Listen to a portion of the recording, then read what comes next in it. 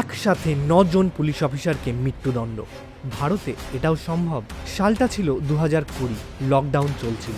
মাদুরায় নির্ধারিত সময়ের মাত্র 15 মিনিট বেশি দোকান খুলে রাখার জন্য বাবা আর ছেলেকে থানায় নিয়ে যাওয়া হয়। এরপর যা হয় শুনলে শিউরে উঠবেন আপনিও। থানায় তাদের নগ্ন করে চলে অকথ্য অত্যাচার। সন্ধে থেকে ভোর পর্যন্ত ক্রমাগত মার, এতটাই যে তাদের মলদ্বার থেকে রক্ত বেরোতে থাকে। কিন্তু তবুও তাদের মেডিকেলি ফিট দেখিয়ে আবার রিমান্ডে নেওয়া হয়। অবশেষে তার 2 দিন পর রাতে ছেলে জেনিক্স এবং তার পরের দিন সকালে বাবা জয়রাজ মারা যান। পোস্টমর্টেমে জানা যায় মারধরের ফলে জয়রাজের ফুসফুস ফেটে গেছিল।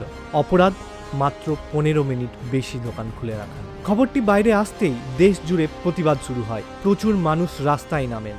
শুরু হয় সিবিআই তদন্ত। অবশেষে গত মাসে মাদুরাইয়ের বিশেষ আদালত এই কাণ্ডে জড়িত থাকা 9 জন পুলিশ অফিসারকেই দোষী সাব্যস্ত করে এবং গতকাল এই 9 জন পুলিশ অফিসারেরই মৃত্যুদণ্ডের সাজা ঘোষণা হয়।